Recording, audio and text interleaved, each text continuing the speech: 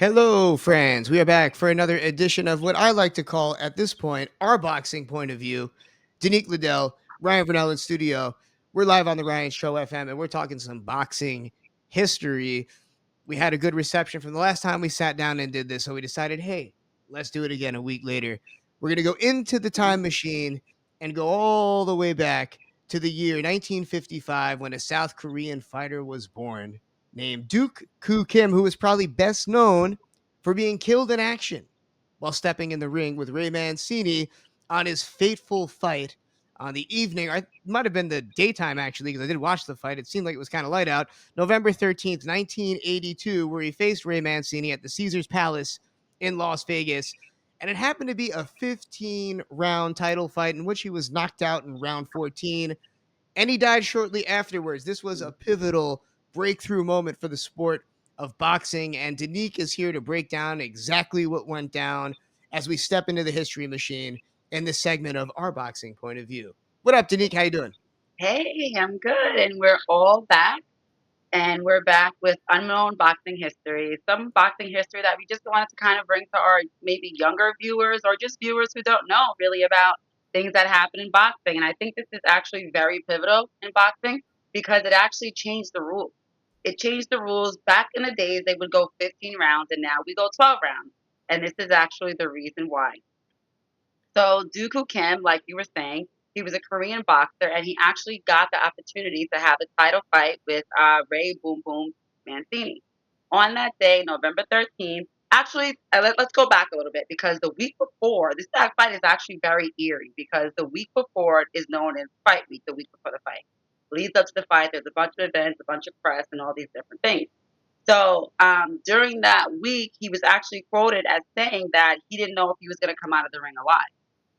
So that's actually something Did that's you very look up the interesting. details, Danique, of what exactly he said? Because it really does get Right. eerie. Right. Yeah, it gets really crazy because that week he was quoted as saying he didn't know if he was going to come out of the ring alive. And also, he wrote on his lampshade to live or to die in Korean, That's the trippy which is part to me. like, Days before right. the fight, like you said, fight week, it was reported he said either he dies or I die, which is straight. Right. I wonder if that inspired Rocky Ford when I It think could about it. definitely, that movie took from all different aspects of boxing. And I think that's definitely something that went into, you know, the movie. If So he it's really dies, he dies interesting. is the Right. reference, right? If he dies, he dies. But like you said, wrote on the lampshade, live or die. In And Korean. so in Korea, and this note, of course, would fuel a legend, considering the fact that the man died after the 14th round knockout. So the details of it, he had some type of a subdema hematoma, however you say it. So he was Right. bleeding in the brain, right? Right. Afterwards, Basically, he had a subdermal hematoma, and he bled in the brain, and they rendered him brain dead. So at that point, I believe his family had the choice to take him off life support, or I really don't know what the particulars were at that time, back in the 1980s. I can only tell you what they do now. But during that fight, they said it was actually one of the most brutal fights that took place to date on live TV. And they were in there, they were fighting for their lives. I mean, imagine 14 rounds of boxing. That is a tremendous amount of boxing. I mean, you see them now and they can barely get to 12 rounds, especially if they don't have a strength and conditioning coach, forget about it. So back then it was 15 rounds of boxing. And in the 14th round, he was knocked out and he was knocked unconscious and he never recovered. 5 days later, he died from the subdural hematoma and he never recovered again. But it's where just this go ahead. it's just the aftermath. Like you said, not only did it change history for boxing, but all of the different people involved. Did Right, you go further and look and see? Because his mother came to Las Vegas after the bout and right, overwhelmed with grief committed suicide 3 months later. right. His mother committed suicide 3 months later. After that, I believe they said it was about 6 months later, the referee committed suicide, not being able to deal with the fact that he didn't stop the fight. So he basically put it on himself that, Duk-Koo Kim died because he didn't stop the fight. So after that, it rang so big throughout the boxing community that they had to change some of the rules of boxing. And a major thing they changed was going from 15 rounds to 12 rounds, and also the 8 round count. That's another thing that Now, they was he? changed. What was? How was he supposed to The really know? standing count, the 8 standing count. I just don't understand why the ref felt such grief. Like Mancini Also, this was a turning point in his career, although he did Right. well, won some fights, but they say he never really fought with the same passion as before. And it makes you think like maybe some of these guys are just like going harder in the ring than others. We talked last time a little bit about, Jake Paul and Mike Tyson, where these guys maybe Mhm. holding their punches back, where their clauses written. I believe there were where you couldn't even really knock somebody out. And then you look Right. at this fight. Before the fight, this man was saying someone's going to live and someone's going to die. So I mean, those Right. are talk about fighting words. Going into a Right. fight with that type of attitude, I imagine that Mancini was going a lot harder. And Exactly. And you know what? It's the crazy because sometimes, like, back to getting what we were talking about before with our previous segment with manifestation and things like that. Some people say it was coincidence. Other people said he manifested his fate. You'll never really know because, or sometimes maybe they say, before you're about to die, you already can sense that you're going to die. So who knows? It could be a combination of the three. He manifested it. He knew he was going to die, or he brought it to him. Who knows? But all I know is that it changed the face of boxing forever. It changed the rules. It changed a lot of things that went on with boxing. yeah. So essentially, his death saved thousands of lives, which is a good thing, but it's a bad thing because he lost his life, and he had a young son. So you don't think that this had to do with just maybe some underlying health issue? Because there's people, like you said, beating the hell out of each other, not lasting nearly that long, and you would think there would Right. be more deaths in boxing. That's why it's Right. so hard to even get boxers paid. It's a huge insurance liability. It's nearly Absolutely. impossible for boxers to get insurance, from what I've read over the years. Right, and Um, it's crazy that some people have pre-existing heart conditions. They have pre-existing small brain aneurysms that are in their brain that you wouldn't know until it actually erupts, or you wouldn't know that they had this heart condition until they actually die from a heart attack. And then you can't even tell because it's so small. So he could have had a pre-existing condition that he didn't know about. But as I always say in boxing, it's not just the fight. Like we kind of look at the fight as fans, we're like, oh, what was he doing, like in there or whatever. But they're training every single day. So the fact that they're training, they're getting hit every single day. Boxing is really a brutal sport. People don't really think about it like that. And brain injuries occur way before that fight. That could have been a brain injury that occurred back, when he was an amateur. That was a small end brain injury that just got bigger and bigger and bigger, you know? it's true. And then that's when it just erupted on the day that he fought Ray Mancini. And eventually, maybe technology will come out where you really can detect these things way earlier. Who knows? Maybe we can bring it back to 15 rounds. I No, mean, I mean, you know what's crazy? I would never want to see them fight 15 rounds ever.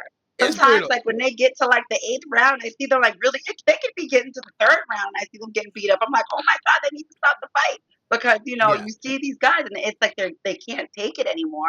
And of course, the boxer, he's a dog. He wants to fight. He wants to keep going. But he really can't take it. And we as the audience, we can see like, oh, they need to stop the fight. But a lot of times the boxer, he's going to go out on his shield. He's not going to ever want to stop the fight.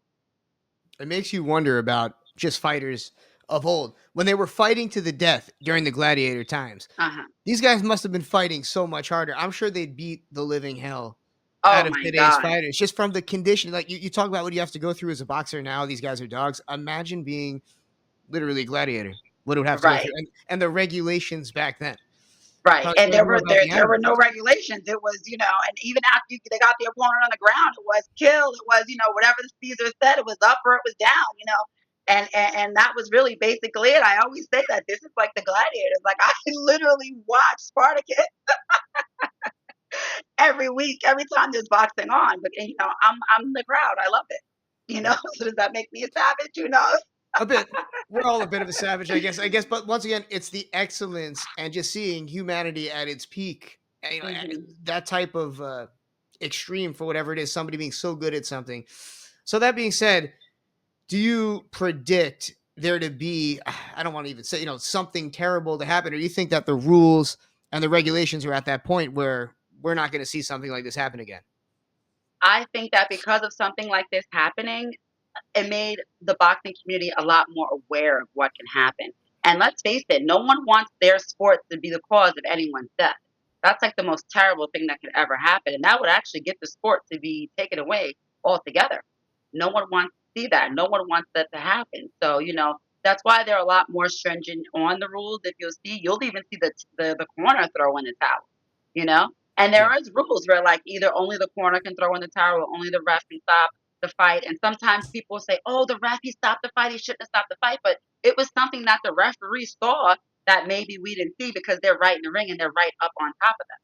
So that's why they'll stop the fight, and sometimes we'll say it was premature, but maybe it really wasn't premature, maybe they saw something, you know? And a lot of times also you'll see the doctors at the end of each round go and they'll look at, each boxer and see, especially the boxer who's taking more pain, they'll go to him and you'll see them with the flashlight, they're looking in their eyes, they're looking to see how their pupils are dilating, they're looking to see what's the condition of the boxer because they don't want them Yeah. to go out there and they don't want them to die. And you know what? Recently, we had, I think it was 2 years ago, we had, like, 4 boxers died from their injuries, you Crazy. know? So, it's something that happens, and that's, like, an unfortunate part about the sport, but it's again, it's a sport that we love because it happens in other sports as well. Like, you see it happening in football. I know there was a big thing where they were saying that a lot of the football players were getting these, brain injuries, so Yeah. they were doing, like, more regulations with the helmets and stuff like that. But, they even have helmets on. In boxing, there's no helmet. When they're Everything is sparring, just they have safety. headgear on, but there's no helmets when they're actually in the ring, only when it's sparring.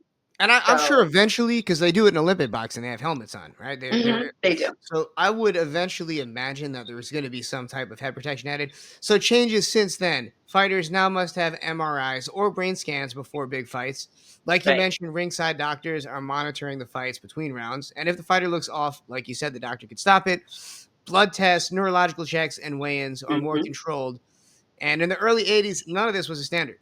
And just in No. general, the referee culture seems to have changed over the years too. I remember even watching UFC fights in the early 2000s and thinking, "Damn, this guy should stop the fight." Right. They were prioritizing pride over safety, and it just seems in general no one wants liability. There's so much money in it now. Right. Um, so I would imagine modern refs probably would have stopped the fight rounds earlier. Absolutely. Absolutely. I believe they would have stopped that fight way before it got to the point because he did get to the think about it. Now we have 12-round fights. He got to the 14th round before he was knocked out. So, that fight wouldn't even went that far in today's standards. It would have only went to 14 rounds. It would only went to 12 rounds. So, Well, very interesting. And I hope everybody there out there listening, was able to learn something new about this wonderful sport of boxing. And for more great boxing information, history, snippets, videos, and great content overall, go to My Boxing POV on TikTok. That's the place to go. Danique, I recently went viral on TikTok at a family party, but we'll get I into know. that later on in the night. Hilarious stuff. You actually heard about this? I did briefly. Did I tell you about it? What Go ahead, tell me. Did I? Oh, no, I wasn't sure if I told you or if you saw the video. Like, I had people No, I saw the tagging video. me. You actually saw me without me Yeah, showing it I to you. saw the video. No, I That's saw it. the video. Sometimes it mine just came up in my search. Like, you know how sometimes it's come up in your for you page? I think that's how it came up. Well, here's the thing. It wasn't from my account. It was from my Okay. girlfriend's son's account at a But who knows Thanksgiving. how they how they put everything together because of everybody's accounts and things like that. Maybe that's the thing. But this video got, I mean, it wasn't like billions of views, but it's at least at Yeah. 5 million views pretty quickly. It's a Yeah, that's viral crazy. Thanksgiving video, and everyone involved is now a meme, including me. We're going to get into it. I'm going to get into it as I come back later on the evening. But Danique, thanks for all. And always check out Fox Sports Radio for what's going on, because you can hear Danique Liddell on there. Anything else that I forgot? What else do we got to let them know? Um, just stay tuned to boxing. We're gearing up for the big Joshua and Jake Paul fight. We're actually gearing up. I actually am very interested in Shakur Stevenson fight. He's going to be fighting Teofimo Lopez, and actually Usyk just called out Deontay Wilder. So let's see if that goes to anything, and that should be like a pretty interesting fight. I think so. So that's pretty much it. And stay tuned to my boxing POV, and we'll have a lot more. Finder, follower, and don't go nowhere. We'll be back soon after a message from our sponsors. Thanks for tuning in. We shall return.